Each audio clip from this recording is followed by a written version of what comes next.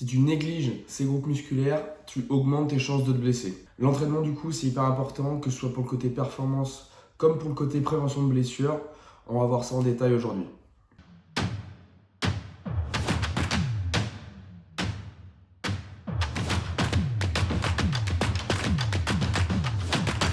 Salut à tous et bienvenue sur la chaîne Barbell Préparation Physique. Aujourd'hui, on parle de l'entraînement du cou, comment le mettre en place, les erreurs à éviter, les meilleurs exercices, l'exécution, on va tout voir en détail. Bon déjà, première chose, pourquoi entraîner le cou et la nuque? On a des chances de croire que ça réduit le risque de blessure dans cette zone-là, donc dans la zone cou, cervicale, etc. Mais aussi, ça réduit le risque de commotion cérébrale. Une commotion cérébrale, souvent, c'est dû à un choc au niveau de la boîte crânienne. C'est le cerveau qui vient taper la boîte crânienne. Souvent, c'est dû à un choc, à un impact, un changement de direction trop brusque en fait du haut du corps et du crâne qui fait que le cerveau va venir taper dans la boîte crânienne. Et puis là, vous savez, c'est soit un chaos, une perte de connaissance. Voilà, ça peut se présenter sous de multiples formes de commotion et c'est vraiment très dangereux.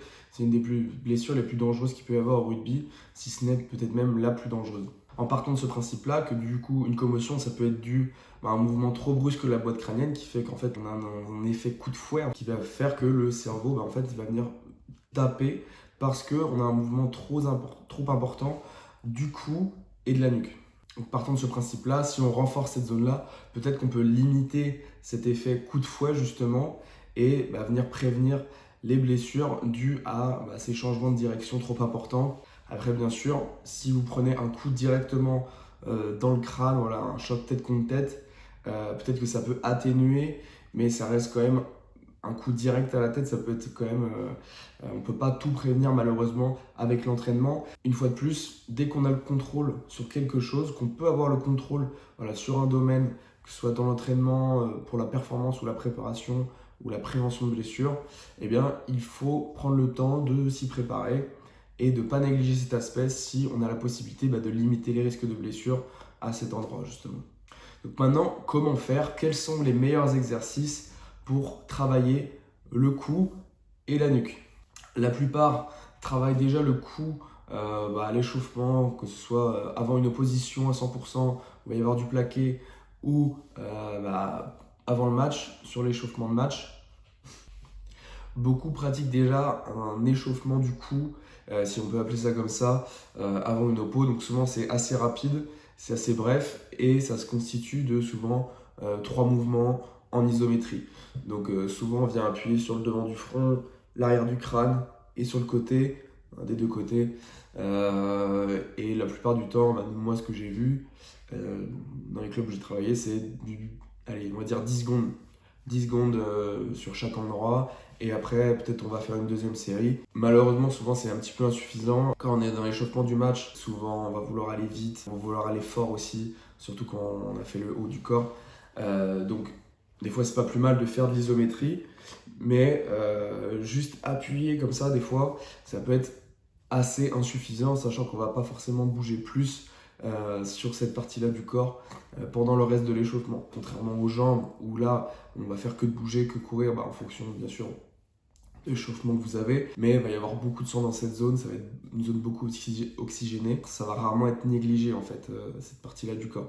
Tandis que le haut, et notamment le cou, ça peut être plus qu'insuffisant de juste avoir une contraction comme ça isométrique.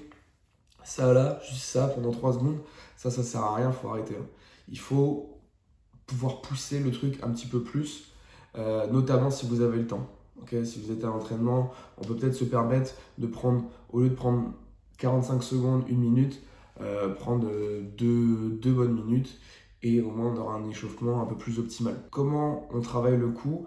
Je vais d'abord parler de comment on peut le travailler en salle avec un petit peu de matériel, pas grand chose mais un petit peu de matériel, et ensuite on verra comment le mettre en place plutôt sur un échauffement de match ou d'entraînement. Alors, l'exercice principal pour développer votre cou, vraiment, je pense que le plus important, ça va être les flexions avant pour le cou. Ce mouvement, on va le réaliser allongé sur un banc, la tête sortie du banc pour pouvoir nous permettre d'avoir une plus grande amplitude possible et pas être gêné juste par le contact du banc avec la tête. Pour cet exo, il suffit de mettre un poids sur le front. Ça va être notre point de pression principal pour contracter l'avant du cou. On va venir contracter ces muscles-là, ces deux bandes musculaires en fait, sternocléido-mastoïdien. C'est un nom un petit peu compliqué, mais ça va nous parler un petit peu des insertions. Sterno, parce que ça s'insère sur le sternum ici. Ça va assez bas, ça part d'ici là, du côté de l'oreille, et ça va s'insérer voilà, vers le sternum. C'est pourquoi on va essayer d'avoir une amplitude, on va rapprocher en fait la mâchoire, le menton vers le sternum, okay, pour pouvoir vraiment contracter ce muscle-là. Sur cette exécution, on va juste descendre le crâne. Prenez comme point de repère le menton, c'est ce qui va être le plus facile. Okay, donc on monte le menton et on le descend. Ce qu'on fait, c'est qu'on utilise un poids, du coup, un disque de peu importe le kilo que vous voulez prendre. Au début, je vous conseille de commencer à 5 à 10 kg, faire des séries un peu plus longues, et même quand vous vous échauffez d'ailleurs. Et ensuite, vous pouvez assez vite monter à 20 kg pour une dizaine, une quinzaine de répétitions. Ensuite 25, 30, pourquoi pas 40 si vous avez des poids assez fins. Voilà. C'est un muscle qu'on peut progresser assez vite. Malheureusement, comme on n'a pas beaucoup de matériel qui existe encore pour ce muscle-là, et du moins pour ce mouvement-là, souvent on va vite être limité juste par le nombre de disques qu'on peut mettre entre nos mains, notre poigne. Donc si vous avez des disques en fonte assez petits, assez fins, ça peut être un vrai gain en termes d'ergonomie sur ce mouvement-là, parce que malheureusement c'est pas le mouvement le plus ergonomique vu qu'on doit tenir le poids dans nos mains. Une erreur à pas faire sur ce mouvement, c'est de venir tricher avec le haut du corps, avec les épaules. Ça veut dire donc, décoller le haut du dos et venir assister la flexion, et en faisant quasiment un crunch en fait pour les abdos sur la fin du mouvement. C'est vraiment une erreur à éviter. On essaye de vraiment d'isoler le cou, et c'est pas une zone dans laquelle on veut tricher. C'est quand même une zone assez sensible où on peut se bloquer le cou, hein, clairement, si on fait n'importe quoi. Il faut avoir une exécution assez contrôlée, surtout pour l'excentrique. Pour le concentrique, donc la phase de montée comme ça, vous rapprochez le menton du sternum, vous pouvez aller assez vite, pas besoin de prendre le temps de contracter. On fait pas ça sur les autres groupes musculaires, donc il n'y a pas de raison de faire ça sur le cou. Par contre, on contrôle et on peut prendre le temps sur l'excentrique, prendre 2 secondes par exemple, descendre sur 2 secondes et ensuite ramener sur 1 seconde. Ça peut être quelque chose d'intéressant à faire pour augmenter le temps sous tension. Ensuite, le deuxième mouvement qui va être vraiment intéressant, cette fois-ci pour travailler un pattern de mouvement opposé, ça va être les extensions du coup pour la nuque, où là on va venir à l'inverse ramener la tête dans l'axe avec une résistance qui nous tire vers l'avant, et donc on doit ramener la tête vers l'arrière. Soit on a du matériel, donc un harnais pour le cou, comme la vidéo que je vais vous mettre en même temps, soit on a un harnais, soit on n'en a pas, et malheureusement là on va devoir utiliser un disque et se mettre cette fois-ci sur le ventre, sur le banc. Pareil, avec la tête qui sort du banc pour pouvoir juste avoir notre amplitude de mouvement complète. Malheureusement, si vous n'avez pas de harnais, c'est vraiment pas un mouvement évident. Ça inclut un petit peu de gainage dedans, ce qui n'est pas forcément ce qu'on recherche sur ce mouvement quand on veut travailler certains muscles. Niveau amplitude, c'est pas non plus trop ça, vu que le disque il peut gêner.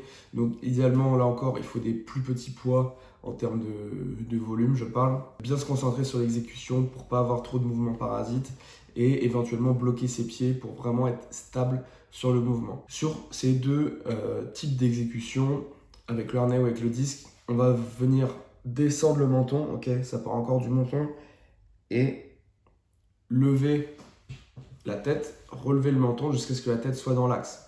C'est-à-dire quoi dans l'axe? Ça veut dire qu'on ne fait pas d'hyper-extension au niveau de la nuque. Ça ne va pas nous rajouter plus de force ou d'hypertrophie sur cette zone-là. Et on a un petit risque de compression des disques vertébraux. Donc ça ne va pas nous intéresser et ça peut même être mauvais. Donc on évite sur notre entraînement de passer sur une hyperextension. Donc juste on relève et on garde la tête dans l'axe. Ça veut dire quand on est aligné avec notre dos, on n'a pas besoin d'aller plus loin. Donc des fois c'est un peu surprenant parce que ça nous fait faire vraiment des petits mouvements. C'est ce qui va limiter les risques sur ce mouvement et qui va en plus travailler de la meilleure façon. Vous aurez sûrement une meilleure sensation. Souvent ça nous permet de garder la tension au contraire sur les muscles de la nuque, et on réduit les risques de dommages sur nos disques vertébraux. Ensuite, vous allez pouvoir réaliser les mêmes flexions que les flexions avant, mais cette fois-ci sur le côté. Ça va encore travailler les sternocléido-mastoïdiens. Donc ces deux muscles-là, ça va aussi travailler de faire ce même mouvement sur le côté. Cette fois-ci avec un disque beaucoup plus petit, vu qu'on travaille qu'un côté à la fois, du coup vous allez avoir moins de force. Ce travail-là il est plutôt optionnel. étant donné que ça nous refait faire une flexion avant et pas forcément une autre extension nuque. Alors je sais pas quel est le ratio de force entre ces deux groupes musculaires, entre les muscles de l'avant du cou et les muscles de la nuque. Je sais pas vraiment qu'est-ce qui est le plus travaillé dans la vie de tous les jours et donc quel il faudrait mettre l'accent un petit peu plus. Mais si vous avez envie de mettre un petit peu plus l'accent sur l'avant du cou, vous pouvez faire du coup les flexions latérales.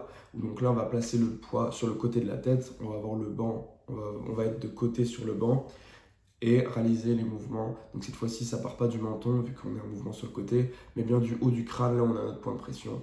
Et ça va être la même chose que sur les flexions avant. Ensuite, vous avez l'option de faire de l'isométrie. Alors, j'en ai parlé tout à l'heure sur l'échauffement, où j'ai dit que c'était pas forcément ce qui avait de plus intéressant, mais ça peut être quelque chose à ajouter dans notre entraînement, en complément des mouvements réalisés de manière dynamique, donc avec du concentrique et de l'excentrique, c'est-à-dire avec une phase de descente et une phase de montée où on vient contracter. Donc rajouter de l'isométrie, ça peut se faire avec un élastique ou à la poulie. Ce qui va être assez intéressant là-dessus, c'est que par exemple sur la poulie, on va pouvoir mettre de la charge et avoir quand même un moyen de progression où en fait on va venir tenir en isométrie. On en a des phases d'isométrie où on vient contracter sans mouvement le cou, hein, je pense notamment sur la mêlée, on n'a pas vraiment de mouvement de descente ou de montée, on a vraiment juste une grosse contraction isométrique. Là, ça peut être intéressant pour ce côté spécifique en complément des autres mouvements comme j'ai dit juste avant, et ça apporte une stimulation un petit peu différente. Donc vous pouvez le faire pour l'avant du cou et pour la nuque. Enfin, on va voir comment le mettre en pratique sur l'échauffement de match, comment aussi le travailler si vous n'avez pas de matériel. Okay, parce que là, pourquoi ça diffère sur l'échauffement de match que sur l'entraînement? Parce que le but, ça va pas être de trop fatiguer cette zone-là, mais surtout, on n'a pas de matos. Okay, on ne va pas se travailler avec nos disques de 20 kg sur le terrain pour échauffer le cou. Comment on fait quand on n'a pas de matériel et qu'on est en train de s'échauffer pour une performance juste après? On va voir ça en détail. Donc première chose, c'est on va reproduire nos mouvements qu'on utilise en prévention et en renforcement en amont. On va réutiliser les mêmes patterns de mouvements pour au mieux travailler et au mieux échauffer. C'est la meilleure façon d'apporter du sang dans la zone, c'est de faire au mieux travailler le muscle et d'avoir une phase concentrique et excentrique. Ce sera toujours supérieur à de l'isométrie pour ce côté-là, pour ce côté échauffement. Pour les flexions avant pour le cou, on va mettre notre point de pression pas sur le front, vu qu'on veut descendre vraiment tout en bas. Le mieux, ça va être de passer sous le menton, ok, sous la mâchoire. Venir appuyer et contracter vraiment tout en bas. Donc, rapprocher la mâchoire et le menton du sternum, ok. C'est ce qui va être le mieux pour contracter cette zone-là. On peut faire des séries assez longues, entre une dizaine, une quinzaine surtout de répétitions. Moi, je dirais que ça commence à une quinzaine. 15 répétitions comme ça, déjà, si on prend le temps et qu'on contracte bien, ça prend un petit peu de temps. Ensuite, on peut faire la même chose avec la nuque. Donc, descendre le menton, ramener la nuque dans l'axe. Là encore, on évite l'hyperextension. Ok, on évite d'aller trop loin derrière avec le cou. Et là encore, une quinzaine de répétitions. Ensuite, on peut faire les flexions latérales pour en rajouter. Donc, même chose. Le point de pression, là, il est sur le haut du crâne, comme ce qu'on fait en salle avec un disque, okay, et venir contracter sur le côté. Vous pouvez aussi juste faire un deuxième tour sur des flexions avant et des extensions nuque. Okay, faire une première série de 15 de chaque et une deuxième série de 15 de chaque. Ça ne prend pas énormément de temps et vous aurez un échauffement bien plus optimisé pour cette zone-là. Vous serez bien plus chaud. Et ce sera d'autant plus intéressant du coup pour performer et prévenir les blessures.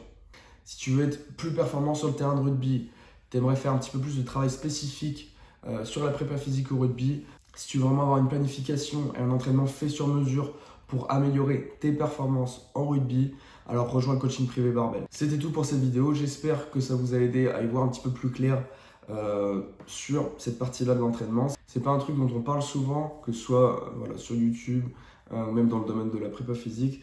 Du moins, j'ai pas vu énormément de contenu sur l'entraînement du cou, donc j'espère que ça va en éclairer certains et que ça va vous permettre d'optimiser au mieux votre échauffement et votre entraînement du cou en amont des matchs. Si tu as des questions, n'hésite pas à les poser en commentaire. D'ici là, je te dis à la prochaine.